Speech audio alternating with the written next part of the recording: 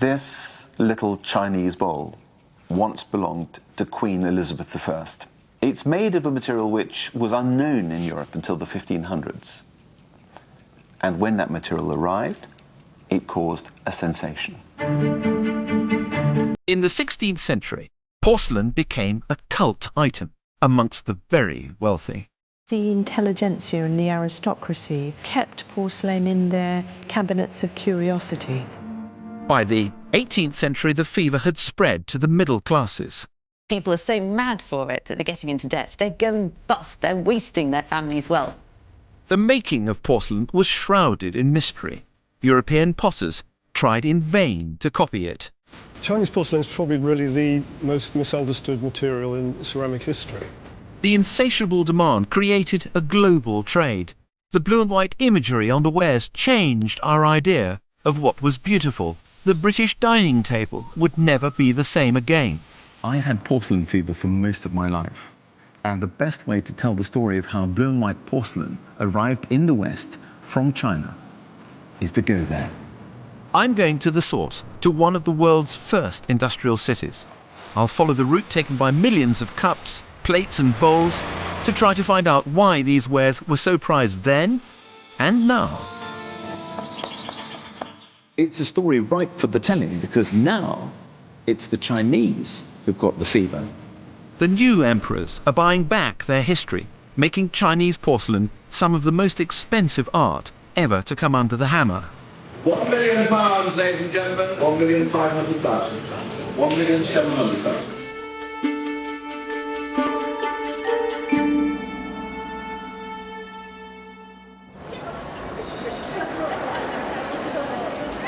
The Victoria and Albert Museum in London is home to objects that define the British. On the 6th floor, there's a collection about control and our ability to lose it.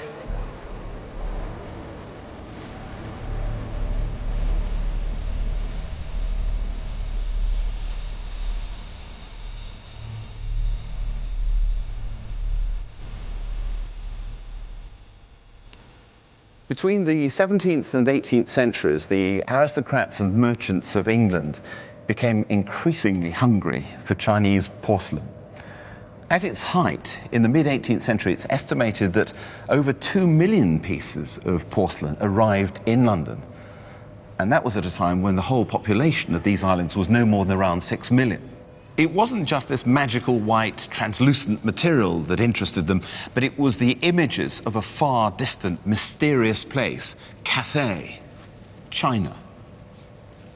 Over the years, I've been involved with many ceramic valuations. My job's been to look at vases, plates, dishes, owned by people whose ancestors just had to have them, whether they were new at the time or had become antiques. And it's those successive waves of China-mania which have brought us these fabulous national collections that we have. But how did this love affair with Chinese porcelain start? How was the trade regulated? And just what was it that gave it its value? Was it the nature of the porcelain itself, or did it have something to do with the complexity of bringing it from China to Europe? Like any consumer craze, it started with a gap in the market. In Europe, in the 16th or 17th century, all you would have seen were stonewares and earthenwares, quite rough pots. And suddenly you see something which is thin as paper, white, shiny, translucent, and you wonder what on earth this magic substance is. In fact, early Europeans didn't know what porcelain was. They thought it was some kind of precious stone. Porcelain was harder than our toughest stonewares. If you hit it with a spoon, it rang like a bell, but it didn't flake, chip, or scratch. It was resistant to heat, and the colour didn't fade. It was very hard. It was white, and when you held it up to the light, you could see it was translucent. Better still, it came from far off China, and only the Chinese knew how to make it. All over Europe, scientific gentlemen experimented in vain to try to work out what made porcelain so fine. Collectors were obsessed. There was a fortune to be made. The swank value of porcelain was quite high. In fact, in many cases, porcelain even replaced precious metals like gold and silver. A beautiful, exotic, hard-to-get product in limited supply. The Portuguese and Dutch had been first to the source, so the British aristocracy had to beg, borrow or steal it. In 1602, they did just that. When a Portuguese boat loaded with porcelain was stolen by the Dutch in mid-ocean, it came up for auction. The kings of France and England bid against each other. These are very exclusive, very high status luxury items for the mega rich. The person who really kicks it all off in England is Queen Mary II in the late 17th century. Now, she had spent time in the Low Countries. The Dutch are a great trading nation. She got hold of loads and loads of porcelain when she'd been living over there before she came to England. And you can really see in the royal collection, Charles I, he has some porcelain. He has about 60 items. Mary II, 50 years later, she's got 800. What had begun in the 16th and 17th centuries as the importation of occasional pieces of blue and white porcelain for princes and their palaces became, in the 18th century, the maladie de porcelaine, the porcelain sickness, when every self-respecting merchant and his household filled every nook and cranny, every shelf with Chinese porcelain. Today, we tend to eat off plain white plates, but generations of British homemakers have jollied up their interiors with blue and white china. The idea that utilitarian objects could also be works of art was revolutionary and would be a profound influence on our aesthetics. To many, however, this was just an opportunity for conspicuous consumption. One of the best descriptions of China mania comes from Daniel Defoe. And he's writing in the early 18th century. He says that you need to put it on your tables, you need to put it on your writing table, it's on your cabinet, it's right up to the top of the ceiling. It's being displayed on these shelves in people's houses. And people are so mad for it that they're getting into debt. They're going bust, they're wasting their family's wealth. The world had gone mad for China. So how did this rare product, available only to the few, become a craze amongst the emerging middle class? It was thanks to the business savvy of the most powerful corporation the world has ever seen, the East India Company. The East India Company, I think we can look at as being the mother of the modern corporation. It existed in the import-export business, exporting bullion to Asia to bring in luxury goods, spices, textiles and tea and porcelain from China. From Leadenhall Street in the City of London, the company controlled the supply and fed the demand for porcelain because they had a monopoly on all British trade with the East. Today, there isn't so much as a brass plaque to mark the place where their mansion offices stood. Another monument to global trade now occupies the plot, Lloyd's of London. At its height, it had a very grand classical headquarters, perhaps something like the British Museum in terms of its sort of style, sort of with the classical frontage. A very, very big building with its own museum inside, and also its auction house, where every quarter there would be the sale of all the goods, which are supposed to be so sort of now loud and noisy that people could hear them outside, and there'd be that shouting and yelling as people tried to get their price for the goods. The corporation docks were at Blackwall. They had chandleries, sail lofts, mast houses, careening beds, and an army of stevedores toting bales of cotton, silks, spices, tea, and of course, porcelain, by the hundredweight. It was from here that the company ships known as East Indiamen sailed out to find the trade winds. These breezes are a meteorological conveyor belt. They took the ships down the coast of Africa, around the Horn, out across the Indian Ocean, through the Malacca Straits, and into the South China Seas, where hordes of pirates lay in wait. For the China trade, these were the biggest ships. These were the 1,000, 1,200 ton ships, both having a sort of obviously commercial purpose, but also able to fight off marauders and pirates. But there were huge dangers of dying. I mean, about half, 2/3 of people never came back. For those who made it, the port of entry was Guangzhou, or Canton. And it's where my Chinese journey begins. Today, China is a holiday destination. Then, it was as alien as the moon. Except we knew what the moon looked like. Welcome to China.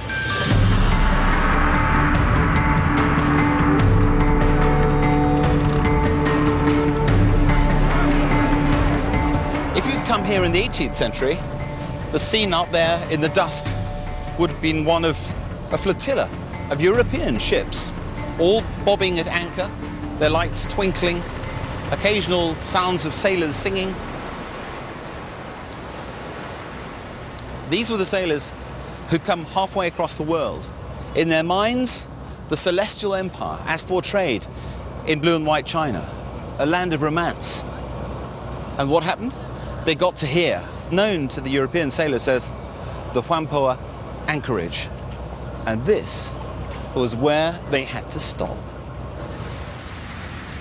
The emperor in faraway Beijing was not minded to allow traders to penetrate further than his southern doorstep. They were confined to Canton, and even then only the port area. There was a view that many of the Europeans and so on were little more than pirates and were to be discouraged because of the disruption they could cause. There were two very good reasons for keeping the foreigners here in Canton. The first was to prevent the barbarian influence on the Chinese empire. The second, more importantly, was to prevent China's own secrets from leaking out into the West. And one of these secrets, of course, was the method of making porcelain.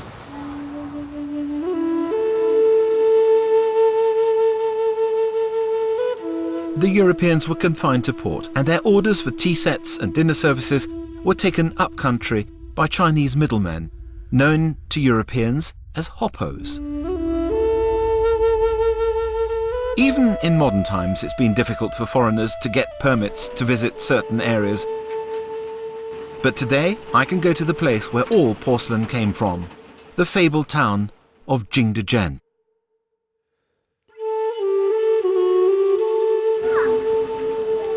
'18th century accounts tell of a warren of streets and alleyways and a population that consumed 10,000 loads of rice and 1,000 hogs every day. It's in the middle of nowhere and very difficult to get to. The reason the town it makes all this porcelain is because of its fantastic natural resources. The materials at Jingdezhen are particularly rich, and so that's why it was given an imperial decree in the year 1004. Remote and inaccessible, the town was literally built on the secret ingredients that made porcelain. What happened in Jingdezhen is that until the early 10th century, it was making a stoneware material that had a grey-green ash glaze. And this had really been made in South China since the Bronze Age. What seems to have happened in the 10th century AD is that Chinese potters discovered that there was another local rock.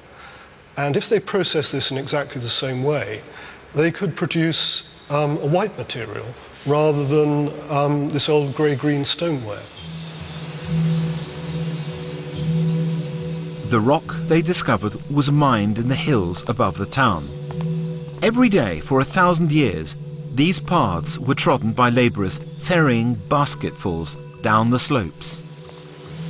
And the product they were carrying, an essential ingredient in 99% of the pieces of porcelain we find in European country houses, is named after this mountain, Mount Kaolin. And the material we call kaolin.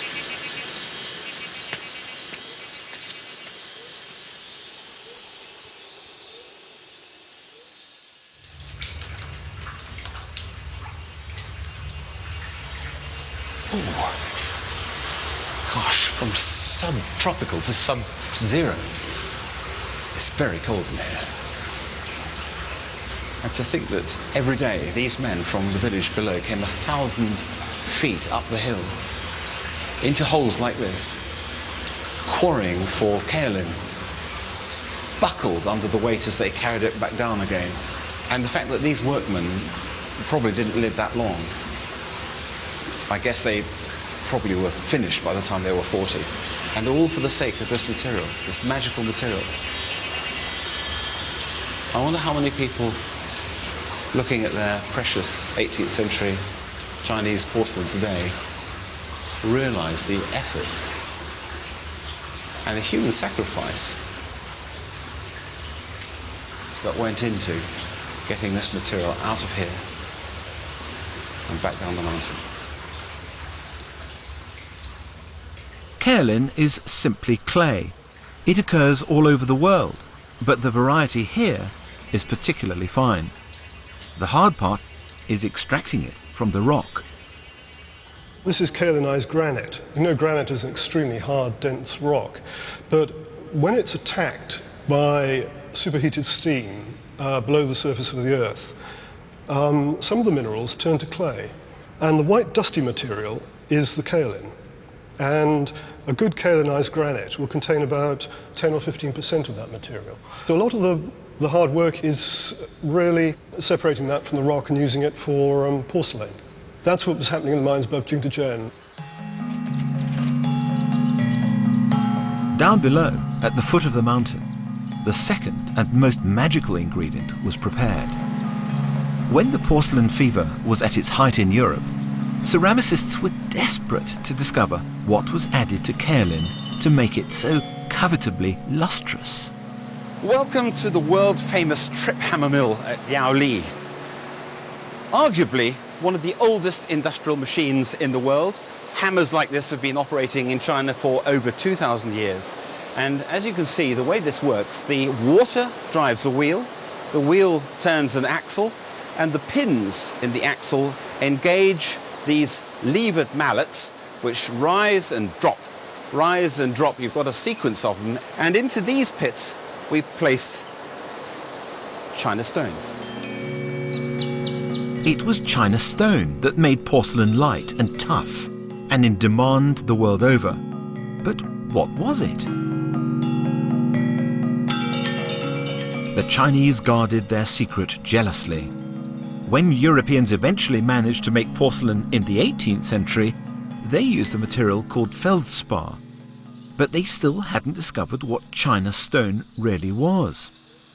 Chinese porcelain is probably really the most misunderstood material in ceramic history. The general misunderstanding is that it's a feldspathic material, but feldspar was not an ingredient in the first South Chinese porcelain. Its place really was taken by another mineral called potash mica. And this is actually the main flux that's in this early porcelain. Mica melts at high temperature and gives you translucency. But its other great advantage is that it gives you plasticity, because the crystal structure is what is known as platy. And almost all ceramics need this kind of platy mineral to produce plasticity. Plasticity meant that you could shape ceramics into a myriad of new forms, and mica provided a bright surface. The use of cobalt blue under the glaze eventually led to the recognizable Chinese blue and white style. From the 16th century onwards, the Portuguese and then the Dutch demanded highly formal, compartmentalized designs crammed with Chinese scenes. From the 17th century, we begin to see enameled wares reaching Europe. Meanwhile, in Beijing, the emperors indulged their own tastes for wares so fine, so exquisitely potted, that they could make the most delicate export wares look lumpen. The court had their own colour palette too. Yellow glaze was reserved for imperial eyes only.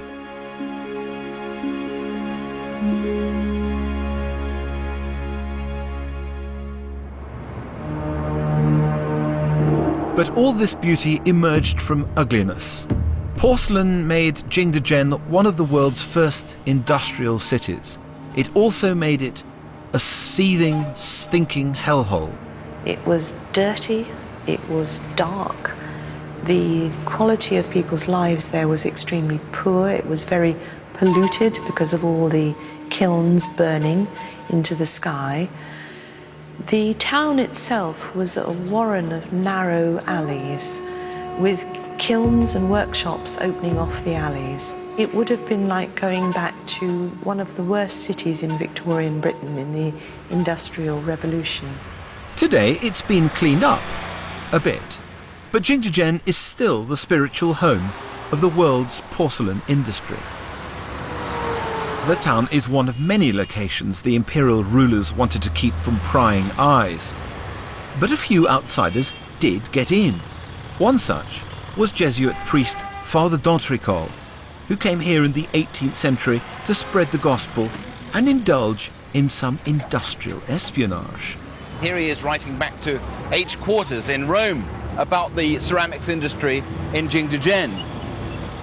When the cup leaves the wheel, it is taken by a second workman who puts it straight upon its base. Shortly afterwards, it is handed over to a third man who puts it on its mould and gives it its shape. A fourth workman pares it down as much as is necessary for its transparency. It is surprising to see the rapidity with which these vessels pass through so many different hands. And I am told that a piece of fired porcelain has passed through the hands of 70 workmen. I can easily believe this by what I myself have seen. Today, the secret of porcelain is an open one, openly displayed at the town's open-air museum. He's got a hump of clay, and he can make several bowls out of one hump. It's an inertia wheel. It's just human power. There's no electricity here at all. And for as long as that wheel is going round, he's producing a bowl, and he can probably do it in one winding up of the wheel.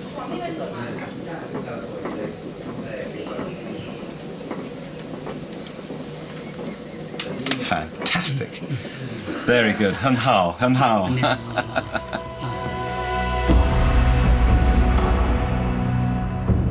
The production line process that Father d'Entricol described was in use in Jingdezhen long before the division of labour became the foundation of the Western Industrial Revolution. In Europe, we knew that porcelain came from a mysterious place, but also that it was forged in a hellish inferno. The dangers of the kiln, the risks faced by the brave workers just added to the romance and the price. The Jingdezhen Museum is constructed around an ancient kiln so large it takes months of production to fill its egg-shaped chamber and forests of timber to fuel it. Right, I'm taking you to one of the great sites in the world. This is the only remaining chicken's egg kiln. It is the biggest functioning kiln in the world. It still works. It was created in the Ming Dynasty. It's been working for over 400, 500 years maybe. And it was in kilns like this that every single piece of Chinese export porcelain from Jingdezhen were created. Just look at the size of this thing. It's 20 meters long, and it has a chimney stack at the other end 20 meters high. Those cylindrical boxes, those are called saggers, and inside those boxes are the wares that are to be fired.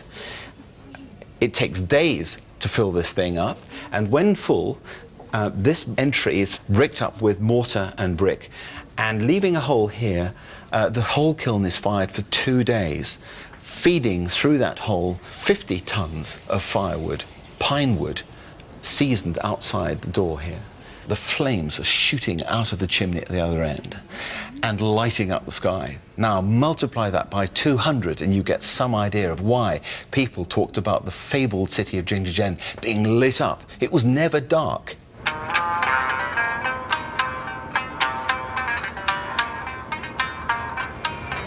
In recent years, Jingdezhen has become sweeter and fresher. Porcelain is still being made, but not on the same scale. When I first came to this city in the late 1990s, I looked across the horizon and I counted on one occasion at least 50 or 60 maybe chimney stacks all belching greasy black smoke across the city. Looking around the shops in Jingdezhen today, what we see is a change. The market's moved. Huge quantities of domestic wares, mass production, things made for the everyday kitchen table, made for us in the West, and things we are familiar with in the high street stores, in discount shops, and a market which we now see moving over to places like Poland and Taiwan. It's no longer just made in China. They're beginning to feel the competition. But the potters of Jingdezhen are adept at adapting to survive.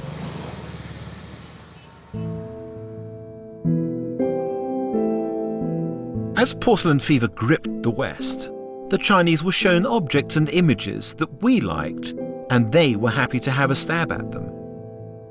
Artists switched from traditional motifs to depictions of people and places they'd never seen. Biblical scenes, images from old master paintings, even erotica.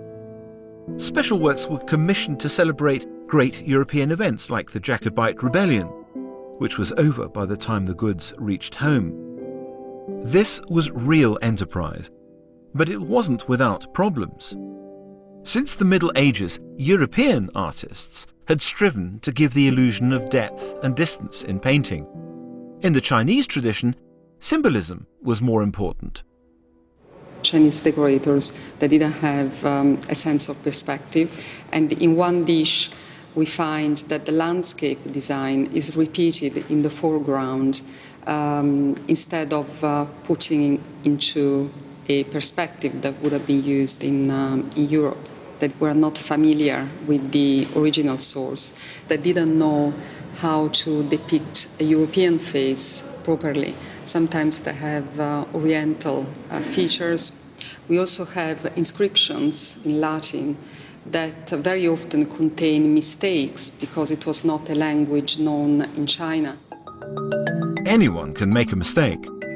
Dutch potters, disabled by their own understanding of perspective, saw images of pagodas that seemed to be the same size as men and guessed they were some sort of vase. They began producing huge Chinese-inspired tulip holders. The potters of Jingdezhen were happy to incorporate artistic traditions, however barbarian. Can I interest you in an Henri Matisse? Or maybe in a Modigliani? Or would you prefer a Gauguin? Or a Juan Gris? Or a Claude Monet? Or we've got irises and we've got sunflowers. This is, yes, a garden of Van Gogh. Each and every one of these vases has been commissioned by the museum or the art gallery in Europe or America that has the original artworks and wants them rendered into 3 dimensions. Absolutely amazing. I had no idea this was going on, and it just shows you that the 18th century export ware trade is alive and well in the 21st century. Adaptability kept the kilns of Jingdezhen alight. But my mission is to explore what made porcelain so sought after and so expensive in Europe. It was in part the ability to make something nobody else could. Today, porcelain is made everywhere. But here again, Chinese potters still have a unique selling point. At the Jiayang factory, they make crisp porcelain on a monumental scale. It's something so specialised that English artist and ceramics professor Felicity Ayleaf has relocated here, making Jingdezhen the easternmost outpost of the Royal College of Art.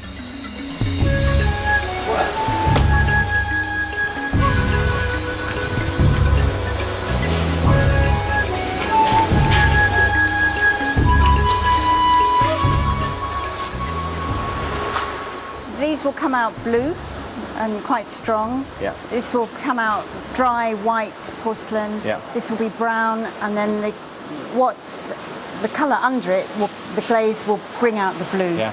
So from one colour, cobalt, you've managed to mix 3 tones, and with the biscuit and the glaze, you've got at least, I guess, 7 or 8 depths of colour.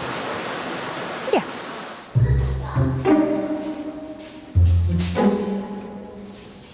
If you come to Jingdezhen, which is the world's capital, it's the porcelain city of China, there is only that one clay.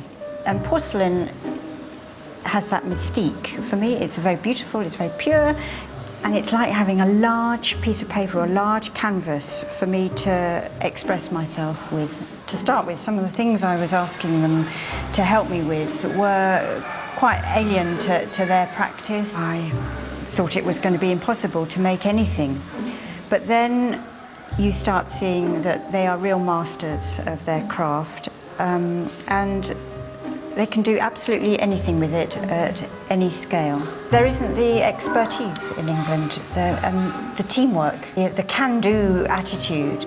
Now there's a new wealth coming in all over China. The people are willing to spend a lot of money on beautiful objects. Unfortunately, I love making beautiful objects.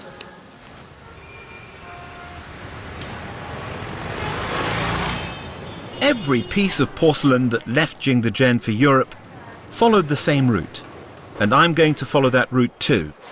The Acropolis on a Chinese vase. I've not seen that before. The journey itself is, in part, what made Chinese porcelain so special. Before I set off, I've got to select my own piece to export. So you've got underglazed blue, very traditional, very nice, very pretty. Now that is Ming in style. Fangu means replica. Okay, so that goes back. Now let's put that back carefully. Not wildly keen on that. I think that the shape of the mouth is very weak. I'm going to avoid all this very colourful stuff.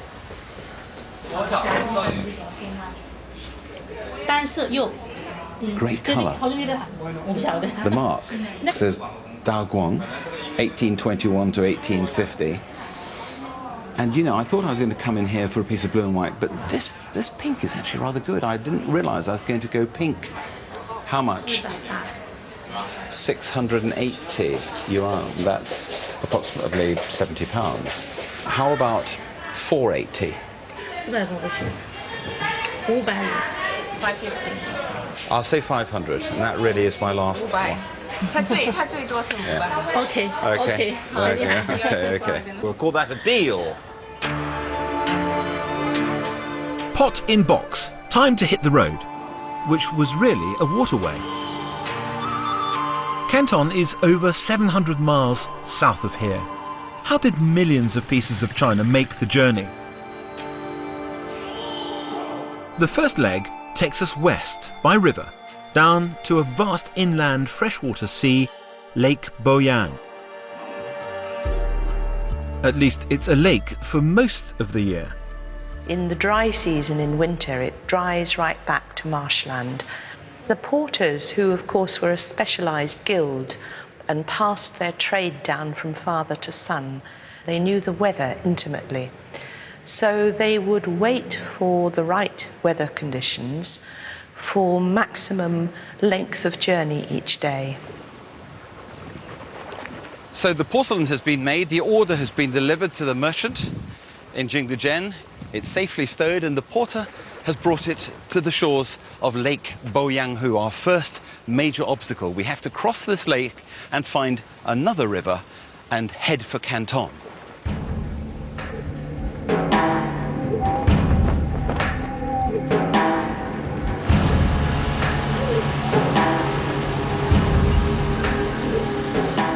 Today, motorboatmen make the going easy, but their ancestors had to use great poles to push the porcelain barges across. Lake Boyang, 30 leagues in compass, that's the size of Leicestershire, formed by the confluence of 4 rivers, each as large as the Loire. It is also subject to hurricanes, like the seas of China, for in less than a quarter of an hour, the wind will veer round all the points of the compass and sometimes sink the largest of boats. In approaching the most dangerous part of the lake, the temple appears built on a steep rock, on the site of which the Chinese mariners burn incense and sacrifice a cock. This was not an easy crossing, and I suspect that on the bottom of this lake there are plenty of barks which have come down over hundreds of years. There's a whole ceramic history lying on the seabed of Lake Boyang. It's a shallow lake, easily whipped up. I think we're lucky, but we just got to watch out for the pirates.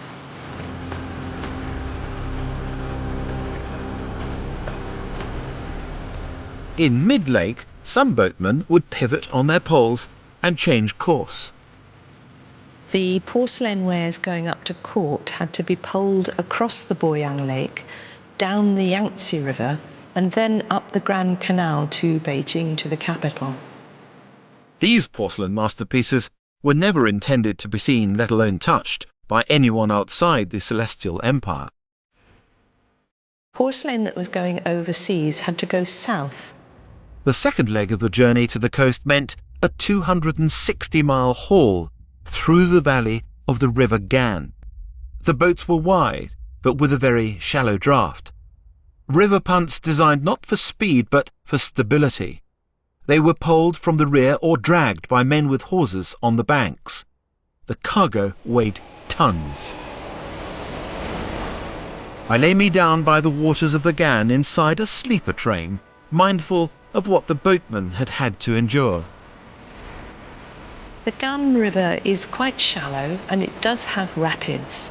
The barges used for the porcelain barrels, they're weighed down by the porcelain, so they're fairly stable, but they were difficult and heavy to pole along. And for long passages of the river, they were dependent on the power of the human body to make them move along. And that was very hard work at points on the river. The work was sought after by men who were able-bodied, fairly young, because the life of a bargee or a boatman was not very extended. When your strength gave out, you stopped being able to work in that profession. The train makes the journey to Guangzhou by night, delivering the traveller refreshed to this creaky, tree-shaded river town, which, all through the year, would have been filled with exhausted boatmen.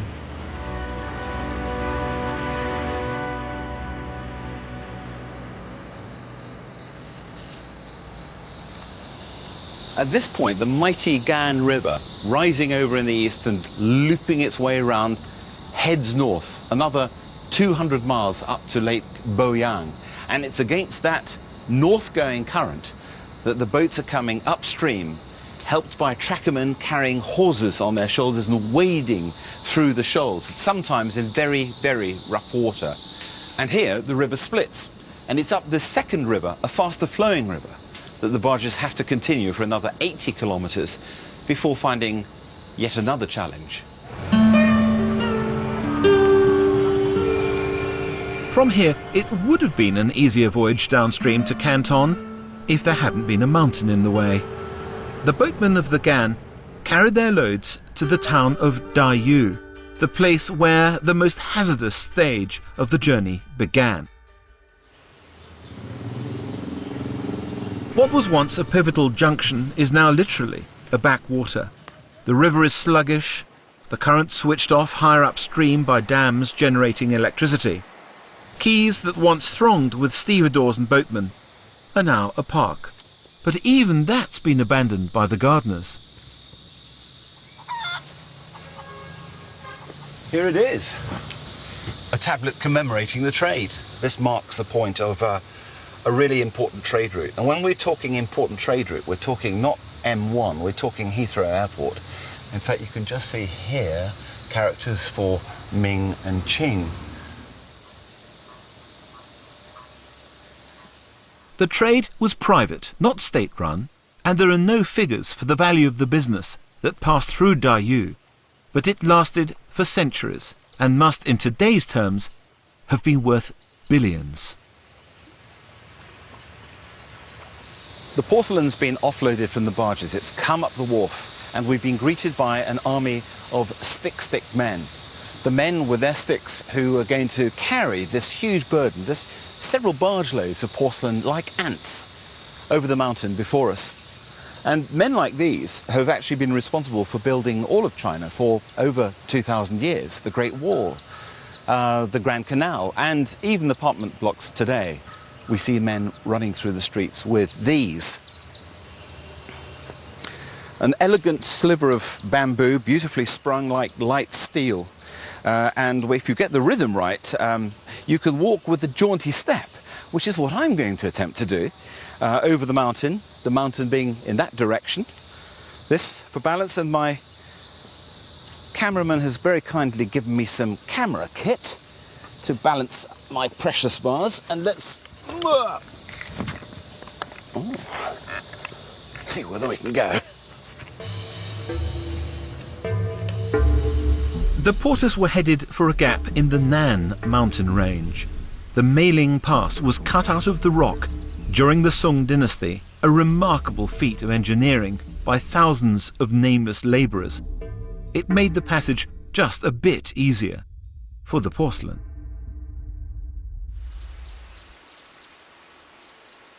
You needed brute strength and endurance.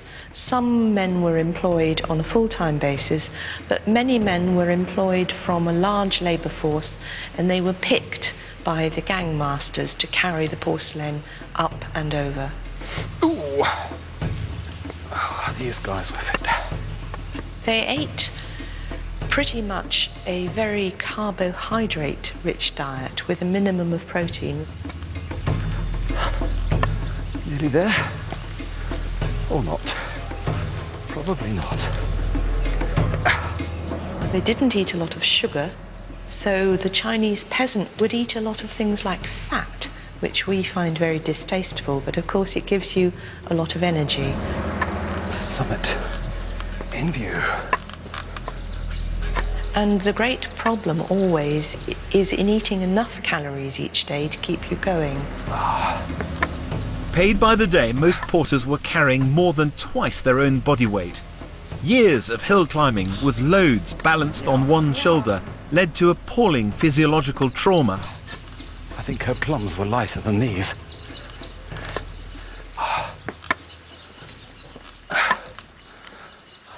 We're here at the top of the Meiling Pass.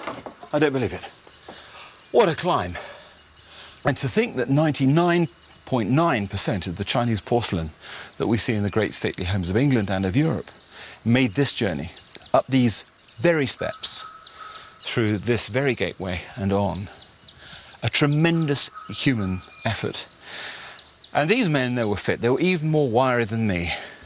Some of the porters were carrying half a ton in a case, slung between poles, 4 men carrying one case up there. I'm full of admiration, and even now I know I should look differently at Chinese porcelain in stately homes. And there's the inscription of the Emperor Kangxi, late 17th century inscription. And the inscription above the gateway itself saying, "The Pass of Heroes." So here goes one aspirant hero.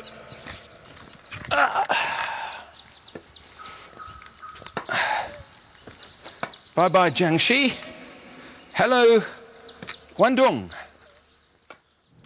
It was a dangerous route. The cobbles were worn smooth by millions of footsteps. You would almost rather break your own bones than break the porcelain.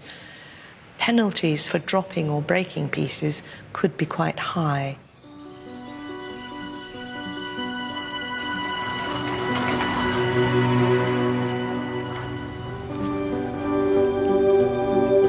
On the other side of the mountain, the stick men could relax, their work done. The porcelain now moved back onto the waters of the Pearl River. This scene of industry has changed very little in the intervening centuries.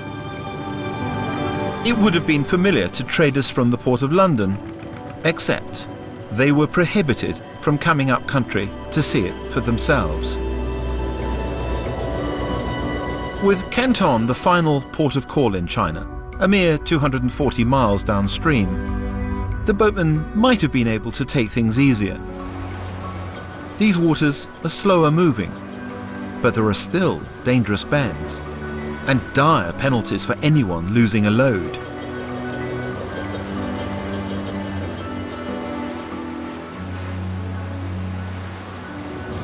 Let's see whether it's still in one piece. I have to admit, I did stumble on a couple of occasions on that pass. Moment of truth. intact. Great, I'm really pleased. And why pink? Well, the fact is I've always liked monochromes. Quite unlike the 18th century taste, which was for blue and white. And it's not just the colour. They're interested in seeing a new world, a faraway world, a world that is exotic, the Cathay, the mysterious Orient. And for the first 50 years of the 18th century, these images portrayed largely on porcelain, but on fans, on silks, and all the other merchandise that were coming through Canton.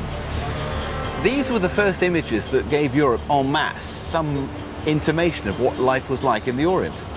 And they even inspired philosophers such as Voltaire to imagine that China was this spectacularly well-ruled, well-ordered empire in which everything was just so.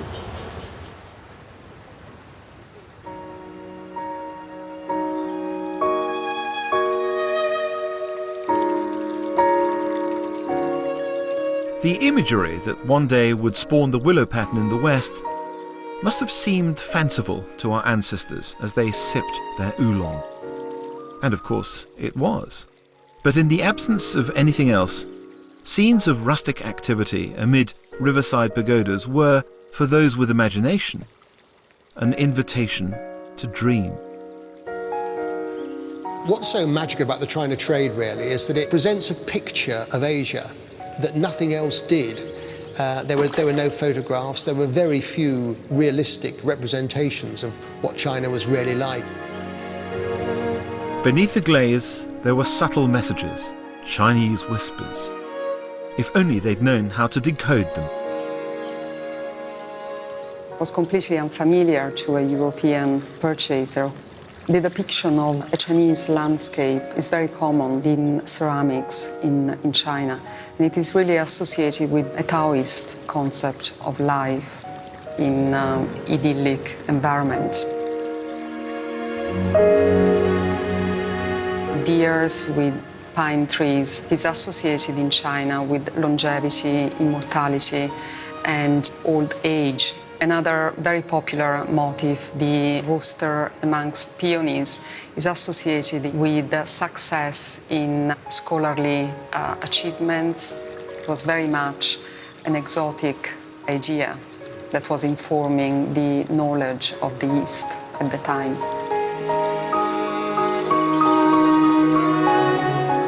These images had meaning in a culture where ceramics were as well regarded as paintings or sculpture were in the West.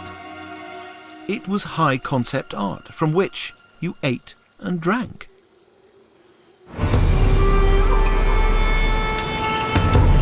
In Canton, the officers of the East India Company had been waiting months for the porcelain to arrive from somewhere out there.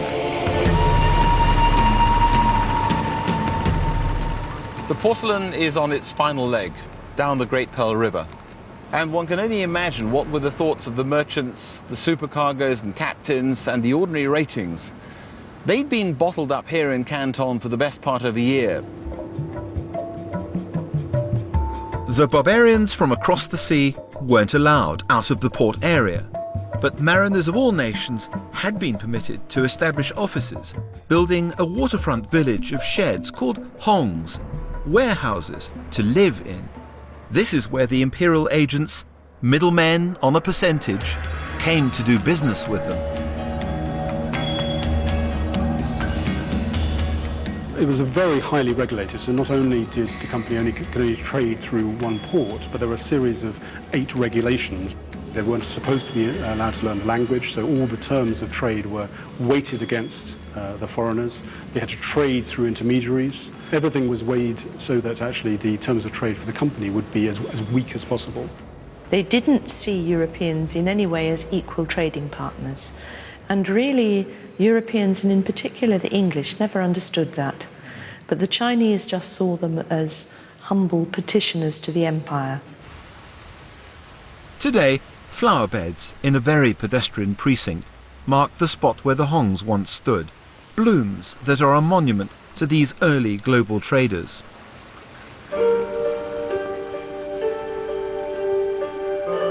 Life in the sheds was basic, but these were men used to a wooden world, and at least this one wouldn't sink.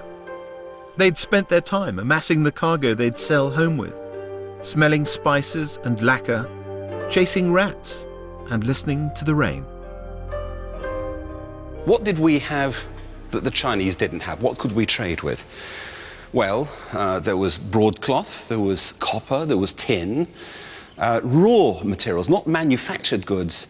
And it was the manufactured goods of southern China that interested the Englishmen. We wanted those great rich brocades, the silks, the wallpapers, furniture, silver, but of course, maybe above all, porcelain. So that early trade was very unequal. We, the Western barbarians, and the Chinese, the civilized empire. A love affair it certainly was, but with time it would become even more than that, because this was the beginning of two great empires coming together, the collision of world powers over the chink of China.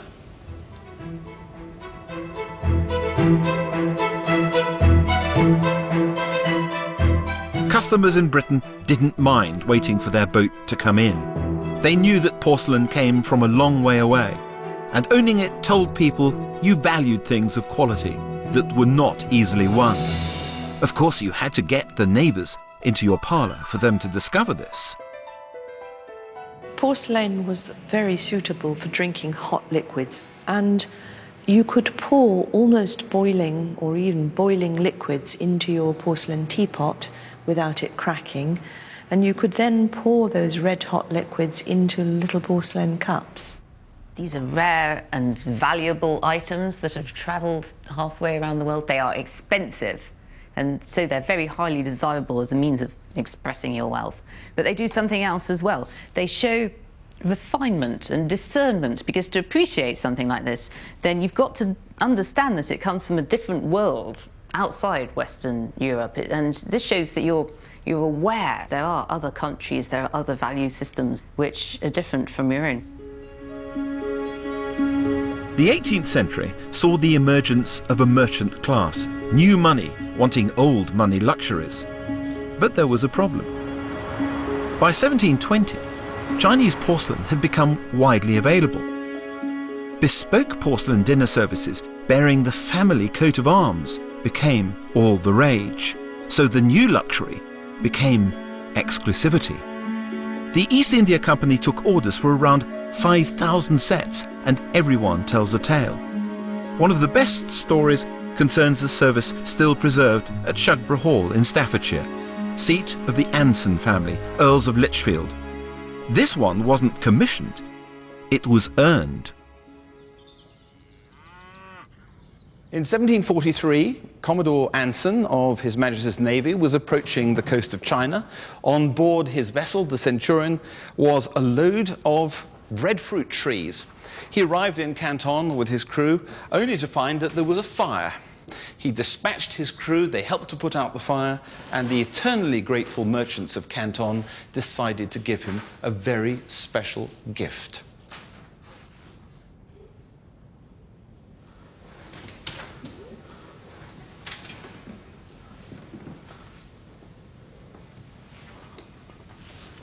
And there it is. This coat of arms, rather an extraordinary coat of arms, not quite the correct Anson coat of arms, because he's anticipating becoming ennobled. That happens only 5 years later, after taking the French fleet at Finisterre. So somewhat eccentric. And the crest at the top, best of all, the views on the side. This is Plymouth Sound, Edison Lighthouse, various European ships bobbing along on the horizon, and then a little bit of a surprise, junk. And opposite Plymouth Sound, a place that all the European sailors sailing to China would know very well, the Whampoa anchorage. So this plate is exceptional. Multiply this dish up with all of the pieces you see here, over 200 pieces made in Jingzhen, and then to be carried right the way through China, across the Mei Ling Pass, down into Canton, and then multiply all of that by the thousands of services commissioned for England alone, and you begin to get some idea of the physical labour involved in getting this to the other side of the world. Dragged from the earth, born in fire, and carried across the waters of the deep, armorial porcelain ended up as an instrument of one-upmanship, trumpeting your lineage and infuriating rivals. The greed and ambition have evaporated, but the porcelain remains unchanged by the passing of the years. On one hand, it's now just antique china. On the other, a unique historical artifact. Porcelain makes time travel possible.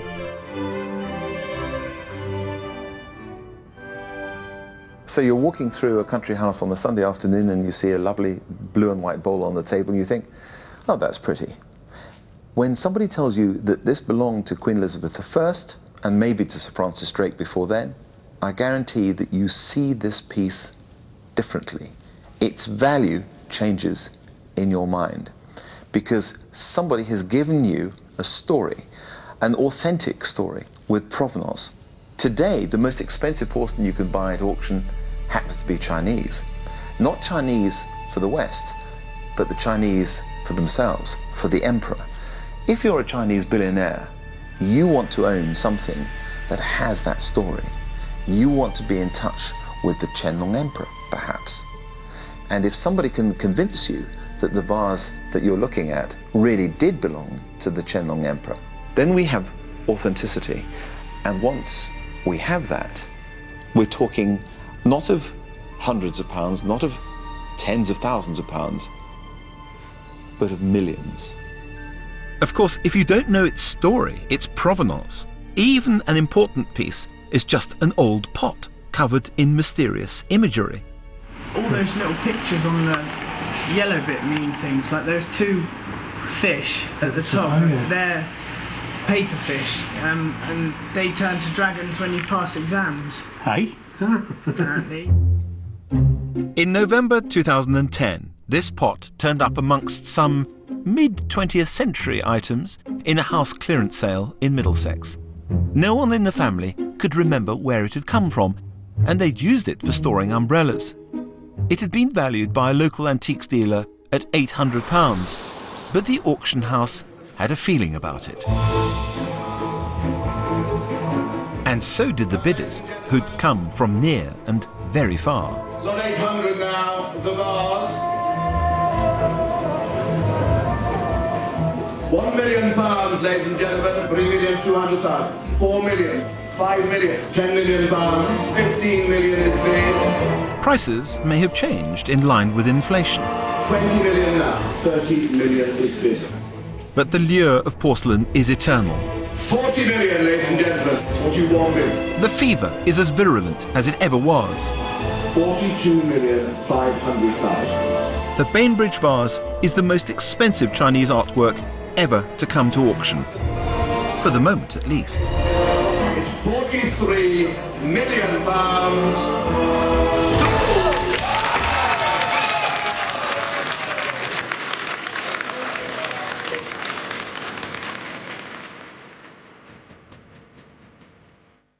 Our new series exploring a fragile history of ceramics continues here on BBC HD this coming Monday at 11. Next this evening, it's time for Later with Jules Holland. Stay with us.